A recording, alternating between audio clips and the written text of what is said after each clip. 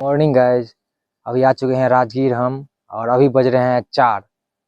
राजगीर बहुत ही अच्छा प्लेस है घूमने के लिए। आप विजिट भी कर सकते हैं। बहुत अच्छा प्लेस है राजगीर। पहाड़ों से घिरा हुआ क्षेत्र है और राजगीर का जो इतिहास है वो बहुत ही लोकप्रिय है।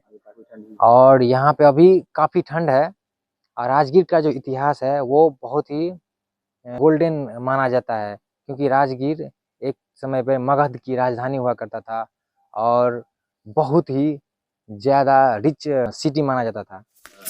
ठीक है, कैसा लग रहा है आपको राजगीर आते हैं?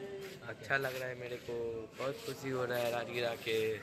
ऐसा लग रहा है कि दिल गार्डन गार्डन हो गया है। ओहो, ठंड लग रहा है? ठंड तो नहीं लग रहा है, गर्मी लग रहा है। गर्मी लग रहा है? वो तो शौक से पहने जैकेट। देख रहे हैं एकदम मजा में है, अभी एकदम फुल टाइट है। अभी जा रहे हैं नहाने के लिए। देखिए रोड के साइड में लाइट लगाया गया है, जो रात में भी आप घूम सकते हैं और जैसे कि कोई परेशानी भी नहीं होगा। और दोनों तरफ पेड़ लगाया गया है जो बहुत ही अच्छा लग रहा है, व्यू अच्छा है। और इस यहाँ का जो अभी का जो मौसम है वो बहुत अच्छा है, उतना ठंडा भी नहीं है, मस्त लग रहा है। आज अब ब्रह्मकुंड आने वाला है और यहाँ पे स्नान होगा। यहाँ पे गर्म पानी है, इसी को ही गर्म पानी का कुंड भी बोला जाता है। बहुत अच्छा कुंड है, गर्म पानी यहाँ पे मिलता है, बहुत शरीर के लिए बेस्ट रहता है। चलिए नहाते हैं और आपको भी दिखाएंगे कैसे नहाएंगे। यहाँ पे बहुत ठंड है, अभी हाथ में जलन फील हो रहा है, बहुत ज्यादा ठंड है। गर्म कुंड ऊपर है और ऐसी सीढ़ियों के सहारे से हम चलेंगे ऊपर।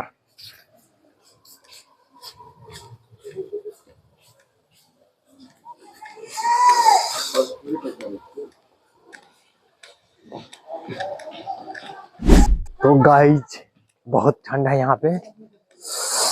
ठंड के महीना में हो सके तो मत आइए, बहुत ज्यादा ठंड लग रहा है, हमको भी फील हो रहा है। और यहाँ पे गर्म पानी का जो कुंड है, यहाँ पे नहाएंगे तो थोड़ा राहत मिलेगा। कुंड में रहा है, कुंड में जाइए और नहाइए। यहाँ पे गर्म पानी का कुंड है, देखिए गर्म पानी निकल रहा है। का उतावला है गर्म पानी में नहाने के लिए, बहुत ज्यादा उतावला है।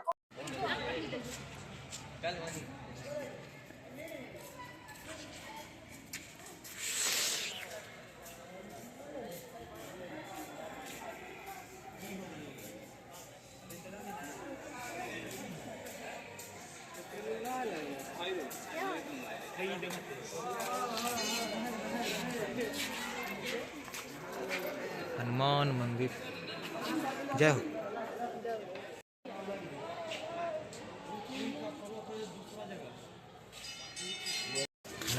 नहा के रेडी हो चुके हैं, अभी जा रहे हैं पर्वत पे है माता का मंदिर, चलते हैं वहीं देखने के लिए। वहाँ पे दर्शन करेंगे माता का और शुभ आशीष लेंगे। नहाने के बाद थोड़ा मूड फ्रेश लग रहा है। एकदम गर्मा गर्म पानी। चढ़ेंगे इस पहाड़ पे।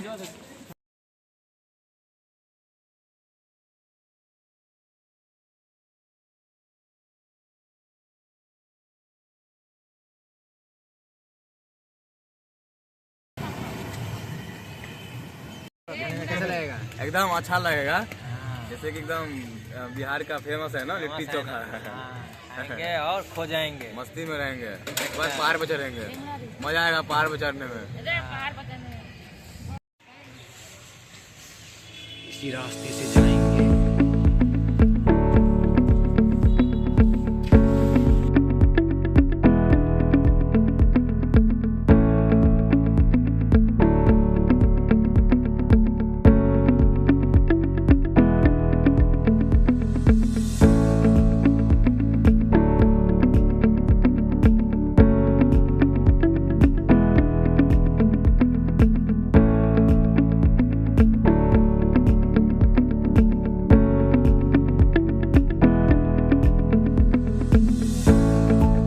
लोग आज आ चुके हैं अभी पहाड़ में और एक गिर चुकी है।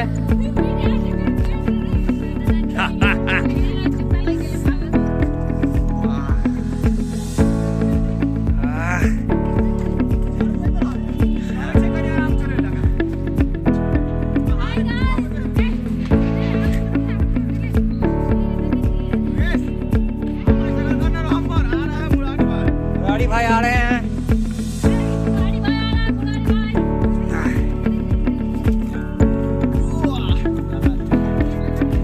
गाना सुनते हुए जा रहे हैं। एक दो बंदर रखते हैं हमारे साथ।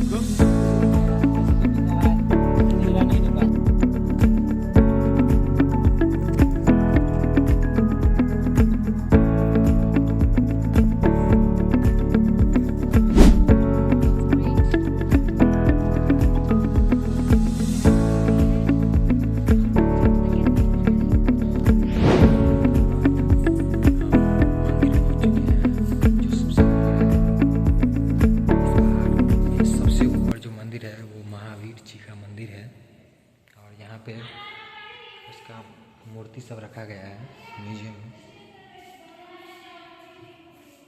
जो बहुत पुराना मूर्ति सब है इसके अंदर है। देखिए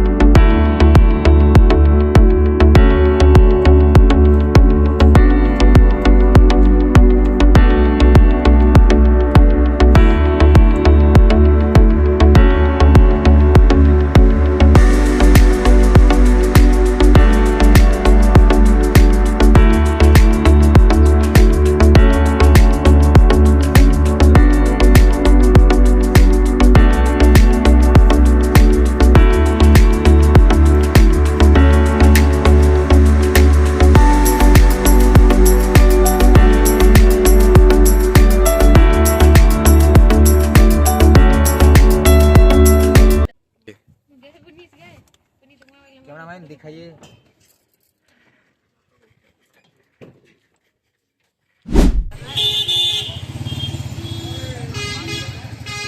इसी टमटम से जाएंगे गाइस गौतम बुद्ध के मंदिर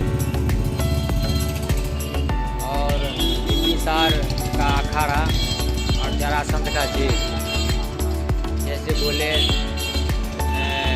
भैया जी जैसे बोले हैं कि 150 रुपया लगेगा पर आदमी। कैसा लग रहा है टांगे में बैठ के आप? एकदम गजब लग रहा है भाई, मजा आ रहा है। मजा आ रहा है। अभी चलेगा तो और मजा आएगा।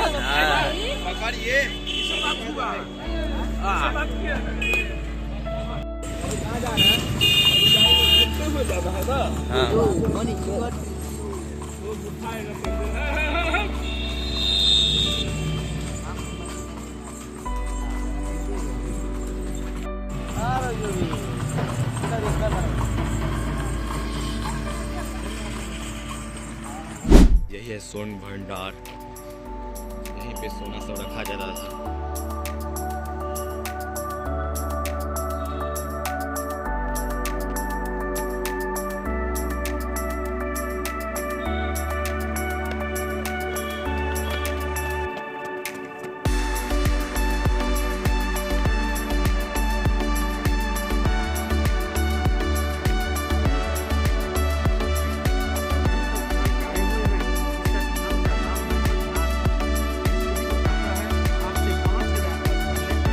महाभारत का पीरियड था, उसमें मगध की राजधानी राजगीर थी। यहाँ के राजा बिरद्धत थे। राजा बिरद्धत को कोई संतान था नहीं। इस निर्जन वन में वो यहाँ बैठकर साधना कर रहे थे तो एक इच्छाधारी नाग ने उन्हें आम का फल दिए थे और आम का फल बताए थे कि प्रसादी समझकर अपनी पत्नी को खिला देंगे। राजा बिरद्धत की 2 पत्नियां थी। उन्होंने क्या किया, आम के फल को 2 टुकड़ा कर दोनों पत्नी को खिला दिए थे। इससे राजा बिरद्धत को दोनों पत्नी से एक बच्चे का जन्म हुआ जिसका हाफ शरीर था। उसे मृत समझकर आगे गोदावरी नदी जो है स्मशान घाट के पास में, उस नदी में उसे परवा कर दिए। इस नगर में पहले जला नाम की राक्षसनी रहती थी। वो उस मांस के लुतरे को खाने के लालच से अपने आंचल में बांध ली। जो ही उस आंचल में बांधी एक जगह जंगल में बैठती है खाने को तो देखती है वो बच्चे का रूप ले लिया। उसे दया आ गया कि जिंदा राक्षसनी भी जिंदा को जल्दी नहीं मार के खाता था। वो समझ गई कि राजा बिरद्धत का पुत्र है। जो उन्होंने क्या किया, अपनी माया शक्ति से, राक्षसनी के पास पहले मायावी शक्ति होता था, उसने अपनी माया शक्ति से 10,000 हाथी का शक्ति प्रदान कर उस बच्चे को ले जाके राजा बिरद्धत को सौंप दिए कि राजन आपका पुत्र जीवित है। वो अति प्रसन्न हुए। खुश होकर उन्होंने तुरंत राज दरबार में ऑर्डर किए कि इस जरा नाम की राक्षसनी को मैं राक्षसनी नहीं मानता हूँ, आज से देवी मानती हूँ, इनका पूजा होना चाहिए। इसीलिए उन्होंने स्मशान घाट के बगल में एक मंदिर का निर्माण किया, जो मंदिर को हम लोग सनातन वालों ने उसको डिस्ट्रिक्ट यहाँ पे माँ मनसा देवी का मंदिर बनाया। जब राजा जरासंध बड़े होकर चक्रवर्ती सम्राट हुए तो उनके ऊपर में किसी भी तरह का संकट आता था तो वो यहाँ पे बैठकर वो इच्छाधारी नाग माँ मनसा देवी के नाम से पूजा करते और वो मनसा देवी प्रसन्न होकर सारे नगर निवासी को सेफ्टी सुरक्षा किया करती थी। जब इस मोनूमेंट की खुदाई 1861 ईस्वी में लॉर्ड कनिंघम साहब ने करवाए थे तो 18 फीट खुदाई करने के बाद इसके अंदर से माँ मनसा देवी की प्रतिमा मिली है, जो कि आज भी नालंदा म्यूजियम में है। क्योंकि पुरानी प्रतिमा जंगली एरिया होने की वजह से चोरी होने का भय था। इस साइड में भी 3 कूपाकार जो दिख रहे हैं उसकी खुदाई से मिट्टी का बर्तन और बहुमुखी कलश मिला है, वो भी नालंदा म्यूजियम में है। इस साइड में जीत के गोलाकार, चौकुटाकार, धनुषाकार स्ट्रक्चर ये वेदी हैं। इस पे साधु ब्राह्मण लोग बैठकर जब मंत्रोच्चारण करते थे पूजे के समय में तो इस कुएं से इच्छाधारी नाग निकलकर सामने की वेदी में जा बैठती थी और उसमें बहुमुखी कलश रहता था। उस कलश में दूध और लावा रखा रहता था। जब वो दूध और लावा खा लेते थे तो राजा जरासंध समझते थे कि मेरी मन्नत पूरी हो जाएगी। गेट के पास में भी देखिए 3 क्वार्टर ऐसे हैं, वो गेट कीपर हाउस और वेदी 1934 ईस्वी के बिहार भूमिकंप में खंडित हो चुके हैं। इसके नेक्स्ट साइड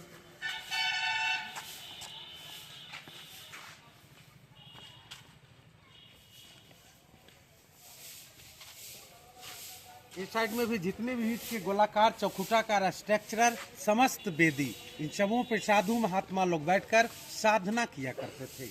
इस साइड में भी छोटे छोटे कॉट जो देख रहे हैं इन सबों में पूजे की थाल रखी जाती थी। इस मंदिर के ऊपर में गुंबज था, इसके चारों तरफ में प्रतिमा थी। वो सारी प्रतिमा और गुंबज को 1934 ईस्वी के बिहार भूमिकंप में खंडित किया। हम लोग जूता खोल के आएंगे। नीचे माँ मनसा देवी का मूर्ति तो नहीं है, स्थान उन्हीं का है। दर्शन करेंगे, मन्नत करेंगे।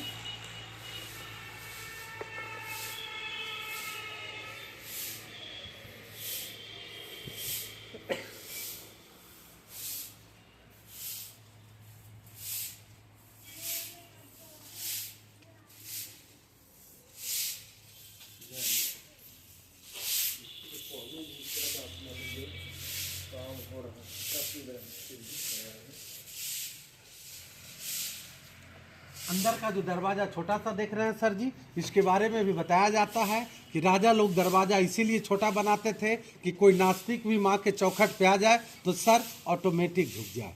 यहाँ से लोग लेडीज लोग जो है माथा पे कपड़ा रख के माँ से मन्नत करेंगे। माँ आप लोगों की मन्नत पूरी करेंगे।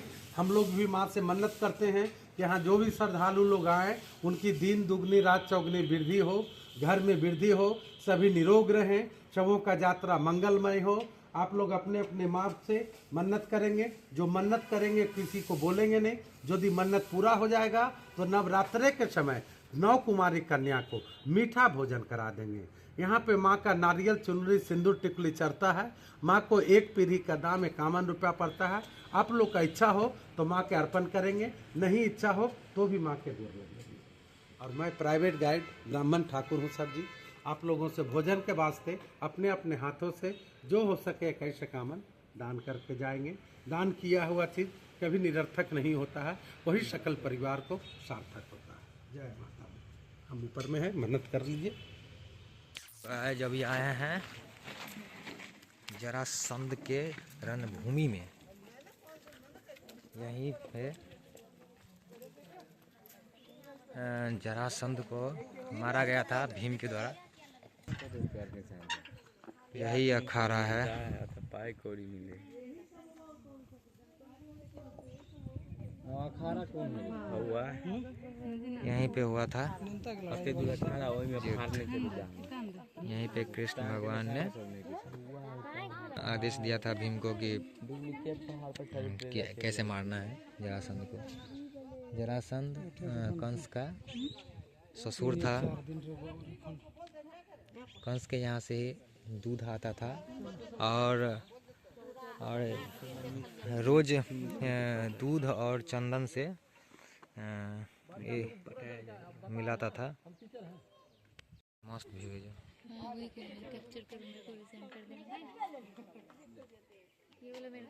दिखाते हैं स्वर्ण भंडार एवं गुफा। एवं उसका गुफा जिसमें स्वर्ण रखा जाता था। बताइए कि कितना पैसा होगा। पैसा ही पैसा, ऐसा तैसा। ये बिंदुसार क्या थी? चंद्रगुप्त के बेटा अशोक के बाप।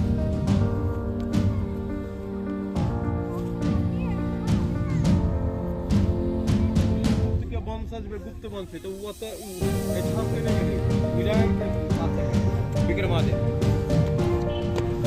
और मगध के साथ कोई मौर्य।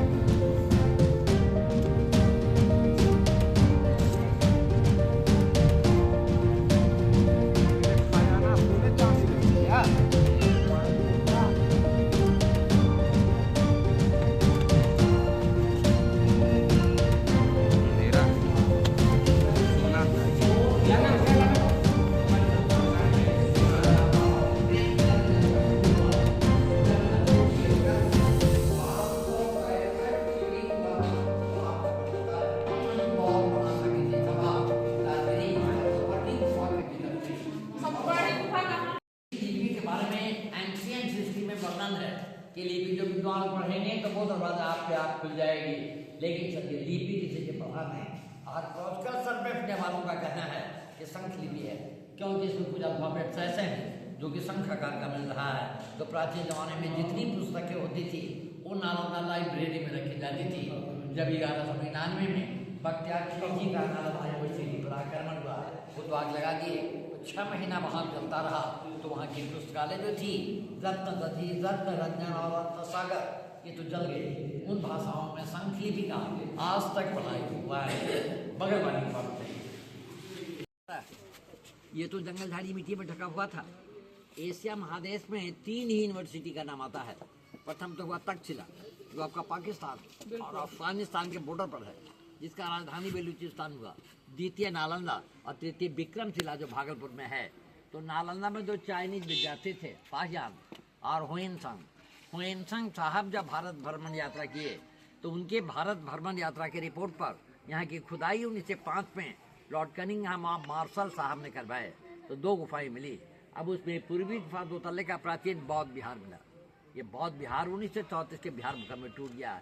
तो बुद्ध और भगवान महावीर स्वामी तो बिल्कुल समकालीन थे। पोर्टर दोनों का सेम है, 32 साल का डिफरेंस है। भगवान महावीर स्वामी 32 साल बड़े थे। तो कुछ लोगों का कहना है कि जैन का प्रतिमा है, बौद्ध मतावलंबियों का कहना है कि भगवान बुद्ध का प्रतिमा है। आइए देखिए, कमल फूल का चिन्ह है। तो जैनियों का कहना है कि छठे तीर्थंकर पद्म प्रभु का प्रतिमा है। लेकिन बौद्ध मतावलंबियों का कहना है कि जब भगवान बुद्ध का जन्म नेपाल के तराई लुम्बिनी नामक वन में हुआ था तो जन्म के बाद वहाँ पर वो 7 कदम चले थे और पृथ्वी से 7 कमल का फूल निकला था। तो कमल फूल का सिंबल बौद्ध धर्म का प्रतीक मानते हैं। कंट्रोवर्सियल है। अब यहाँ पर देखिए हाथी का चिन्ह है। जैन लोग दूसरा तीर्थंकर अजीतनाथ का प्रतिमा समझते हैं, लेकिन बौद्ध शास्त्रकारों का कहना है कि भगवान बुद्ध के माँ का नाम था महामाया। उन्होंने स्वप्न देखी कि 6 नोक वाला तारा और 6 दांत वाला सफेद हाथी पेट पे प्रवेश कर चुका है। वो हाथी का चिन्ह बौद्ध मतावलंबी लोग बुद्ध का प्रतीक मानते हैं। सिंह का चिन्ह, भगवान बुद्ध जो थे वो शक डायनेस्टी के थे, शक वंश के थे, इसलिए उनके नीचे में सिंह का भी चिन्ह पाया जाता है। लेकिन जैनियों का कहना है कि सिंह का चिन्ह भगवान महावीर स्वामी का प्रतीक है। तो इन प्रतिमाओं को मुस्लिम जमाने में बख्तियार खिलजी ने टेस्ट किया। अब इसी तरह का फिगर एक इधर देखिए, कॉर्नर में भी भगवान महावीर स्वामी का प्रतिमा मान सकते हैं। तो एक प्रश्न यहाँ पर उठता है कि राजा बिंबिसार के समय में प्राचीन महल कहाँ रहा होगा। तो इस मगध का प्राचीन नाम का गिरिब्रज। तो गिरी का चौथा पहाड़, ब्रज का चौथा वासियों। यहाँ पर 5 पहाड़ियाँ हैं, विपुलगिरी, रत्नागिरी। रत्नागिरी के ब्रांच हुआ गिरदकोट, जिसके ऊपर भगवान बुद्ध को शांति प्राप्त हुआ। जहाँ भगवान बुद्ध बहुत समय तक व्यतीत किए थे और 1500 इसको उपदेश ले जाते थे। तो उसी पहाड़ी के ऊपर में विश्व शांति स्तूप झूला है। 3 नंबर उदयगिरी, 4 नंबर सोनागिरी और ये 5 नंबर व्यवहारगिरी हुआ। अब ऐसा अनुमान लगाया जाता है कि इसी 5 पहाड़ियों के भीतर राजा बिंबिसार का महल रहा होगा। लेकिन हमेशा प्रकृति का आपदा भूकंप आता रहा। महल तो जंगल झाड़ी मिट्टी में दब गया। नया राजगिरी बस स्टैंड के पास फंसा हुआ है। That's all. यही कहानी है और मैं बिना वेतन भोगी हूँ।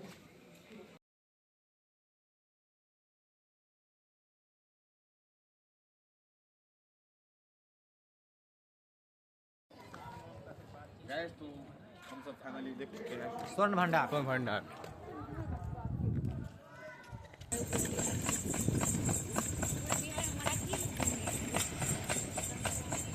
ये बात नहीं है। राजगिर में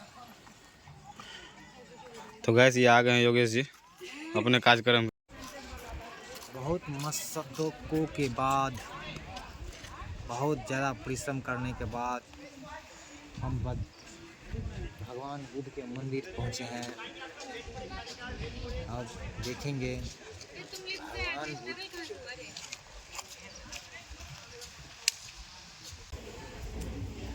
पाली अक्षर में लिखा गया है।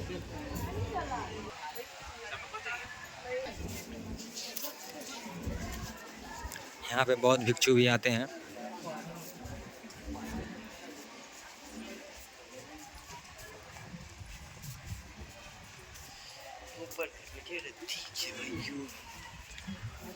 जहाँ तक नजर जाता है ये सब